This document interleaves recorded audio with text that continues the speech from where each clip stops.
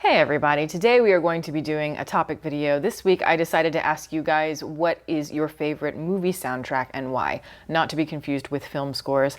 I talk about film scores all the time, I feel like, so I figured I would switch it up. But before we get into that, I'm going to plug my website. As always, it is deepfocuslens.com.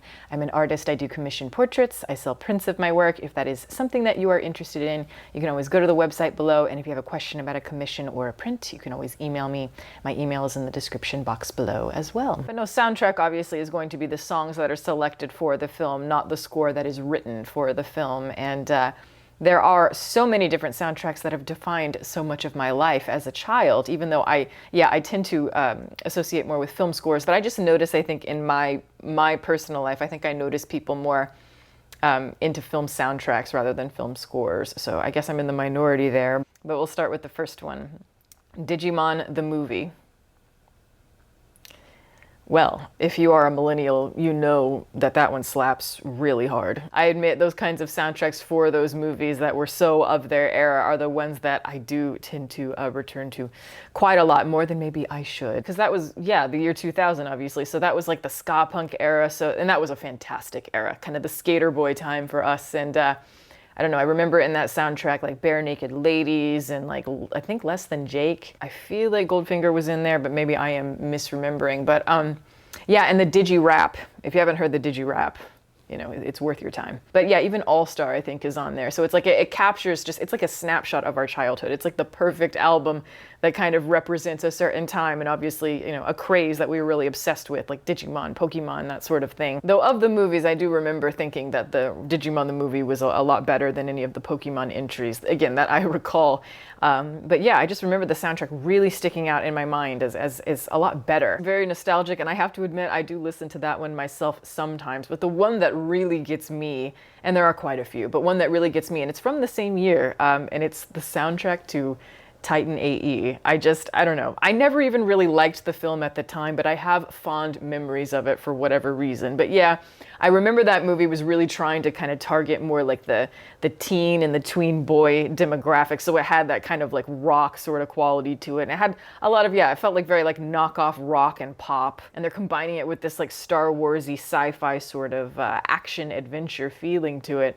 But yeah, that one is incredibly nostalgic for me. And I really enjoy it. That song, it's my time to fly, I think. It's my turn to fly, something like that. Okay, it's actually my turn to fly. I looked it up. My Turn to Fly by The Urge. But yes, I have so many memories of that. I think when I got my license, you know, like when I first got my first car, I blasted that song really loudly and drove as fast as I could because, you know, I'm a nerd. Climax, non-stopping, pulsating, acid house, psychedelic EDM that is in perfect synchronization with the increasingly crazy events.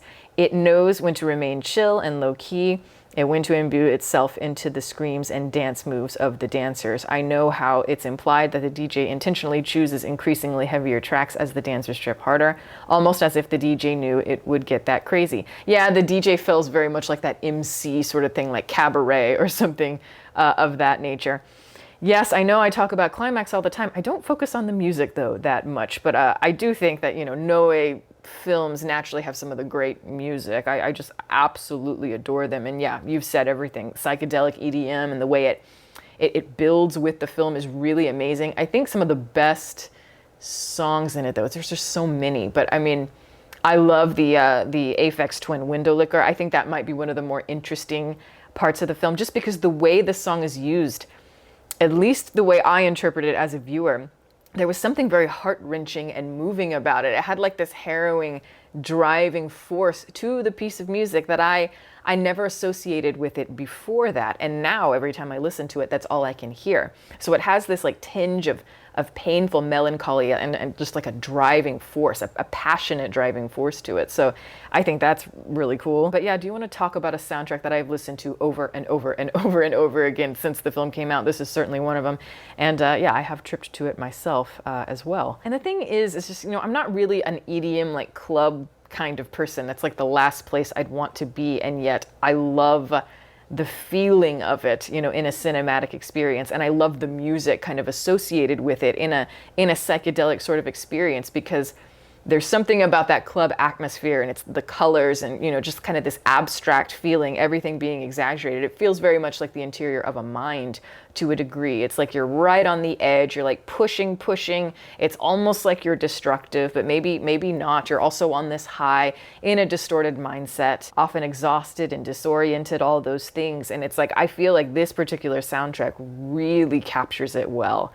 And I feel like it's maybe the most musical Noi ever was, in terms of, I think it's the closest he ever came to like a movie musical, in a sense. Baby Driver, badass tracks that perfectly sync up with the physical actions of the characters on screen, both through its sick beats and through the lyrics of the songs themselves. The movie simply couldn't exist without it. I mean, yeah, but I think that's because Baby Driver, like, it's very dependent on the fact that everything is quite diegetic. And obviously the main character, it's like everything that drives his world is the music.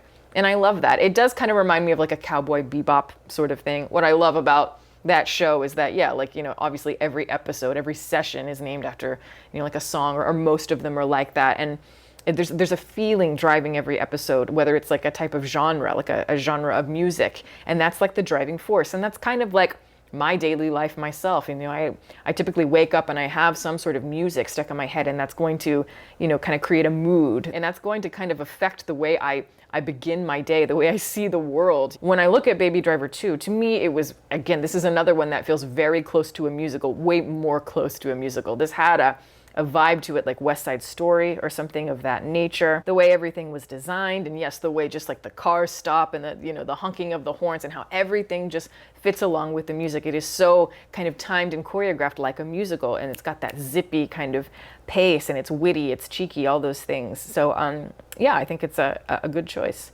Drive. Although Cliff Martinez's score is a big part of the film, the use of modern electronic pop that is reminiscent of the 80s pop that Refn was inspired by when writing the film is a stroke of genius. A Real Hero, Under Your Spell, Tick of the Clock, and the now iconic opening credit song Night Call were somewhat obscure tunes that are now forever associated with the iconography of Dune. The lyrics of A Real Hero are the most intrinsically linked with the story of the driver. This is one that I know I am in the minority on it, but I don't like the soundtrack to it. And it's like, I know what it's trying to do, and I can admire what it's trying to do, and yet I feel like it's slightly off the mark. And again, this is just my personal opinion. But yeah, a lot of the songs and the type of genres that he's pulling from are ones that I think they serve the character, and they serve the whole kind of atmosphere of the film. And yet, again, there's just something that is a little off about them. They feel kind of like second-rate versions of what I think could have been better song selections. And, you know, you mentioned like the opening song, Night Call. If I recall, that song had it had like a, you know, a modern kind of pop quality, but also that 80s synth mix. And I love that particular sound. Obviously, that's a big thing now. There's a big resurgence in that. And I think, yeah, you know, probably a lot of it we owe to the way it is used in Drive. And yet still, I don't like the way that it's used in Drive. It feels, again, just a little bit too sentimental, a little bit too sugary sweet. And I just think there are better artists that, at least I would have picked maybe a different artist. But I do like that kind of feminine quality, but also that nostalgic synth quality as well. But yeah, I don't know. I just felt like a lot of the times some of the songs really kind of took me out of the experience. A lot of times the lyrics felt way too on the nose in a way that just felt, yeah, I don't know, rudimentary. 2001, A Space Odyssey, the use of instantly recognizable and beautiful classic pieces, a celebration of the past and of romantic emotion, contrasts well against the backdrop of cold, hard, and pragmatic science. The combination of past and future emotion and logic, humanities with science, make up, well, humanity as a whole. The duality of humanity is a constant theme throughout the movie, and the score critically supports that theme subtextually. Yeah, and I love what you say here. What is it that you say? Talking about that romantic quality to everything, and how it's contrasting a lot of that cold, hard, pragmatic quality to the film. It's obviously a very sterile film, and one where we're not building emotions in the same way that we're used to. Yeah, I mean, it is one of the greatest soundtracks ever, and a lot of soundtracks for Stanley Kubrick, I think, do fit that bill. But 2001 was special just because soundtracks like that really did not exist at that time. This was very, very bold, and I love that Kubrick doesn't use scores. And I think you have to be really tricky about scores, because I think often they give you way too many answers. Even the really, really great scores for me, sometimes they're just a little bit too obvious, or they say a little bit too much. And I love the fact that Kubrick is using existing music. I think it forces us to kind of find the emotion for ourselves. And yeah, the way those ships just kind of slowly turn and you hear just that amazing, just the waltzes. It's like you would never expect that those things would go together. And yet it's just one of the most magnificent things. And obviously, you know, a lot of the music that they're using, like, you know, Penderecki and Ligeti, that kind of stuff, again, you did not see that kind of stuff very often in films, American films at least, and they really go for it. They let the music completely be the star rather than any dialogue or anything like that. And especially in the third act, but all the way through. I just think that the pieces are so bold. It was Alex North's score that was rejected, but I mean, honestly, I love Alex North, I really do, but I think it was the smart choice. Probably Jackie Brown. Other Tarantino films have great soundtracks as well, but I've listened to this one hundreds of times and it never gets played out or ruins the film when I watch it.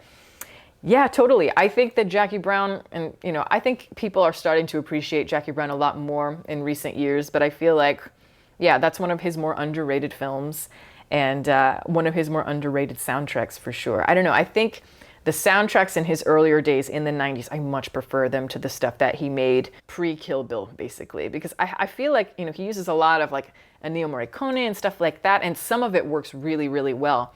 But I find sometimes his music choices, again, maybe a little bit like for Drive, they just feel just a little bit off the mark for me. Like Django Unchained, not the biggest fan of that soundtrack. And even like Inglourious Basterds, I wasn't the biggest fan of that one. It's like I have those soundtracks because I love the music used in them, but in the context of the film, sometimes it just isn't quite working for me. I just feel like it can be a little bit of a distraction, or he's using pieces that just aren't quite fitting with the emotion of the scene. It's like, I feel like he's a little bit too liberal sometimes in his usage of Ennio Morricone. But yeah, when I look at his soundtracks from the 90s, I feel like they really tapping into a specific time, and they kind of set you in an environment that feels much more kind of natural to his particular style. But yeah, obviously he's genre bending and he's using all these different pop culture references, and so naturally the music, you know, when it comes to pop culture, he needs to really, you know, be knowledgeable of that, about that, in order for it to feel authentic. And of course, he certainly does know all that kind of stuff. And for a film like Jackie Brown, which is very much kind of melancholy in the way that it looks back at the past, I don't know, I think it's really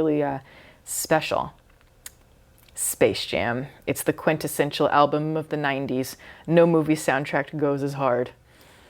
Well, I don't know if I can quite agree, but I will agree that it goes hard. And again, the millennials know what I am talking about. You know what I think it is about Space Jam is that it is so silly. You know, obviously it's like this big marketing ploy. We're talking about Looney Tunes and mixing, you know, like the NBA. It's like it couldn't be more obvious at what it's meant to be. And yet, they really tried. I mean, they put a lot of effort into the artists that they got for that particular album. And there are actually some really good songs in it. Every time I listen to it, I get a sense of fun and it's thrilling. And honestly, like Hit 'Em High, that is a good song. Because like that era of like the hip hop era of like Coolio and like Busta Rhymes, LL Cool J, it's just, it is a particular snapshot of a time that just does not exist anymore. It kind of is iconic for a reason. Or I should say, I understand why it is remembered so fondly. You have Salt and Pepper and you've got like Barry White. It's just fantastic. But those are just a few of the answers. Thank you guys again for writing in. I really appreciate it, and we will do another one soon. But that is the video. Thank you guys so much for watching. Over here you will see my patrons who are wonderful. Thank you guys so much for your support. If you are interested in supporting, the link for that is below, as well as the rest of my social media information. You can watch more videos here, and you can subscribe if you'd like. Catch you next time.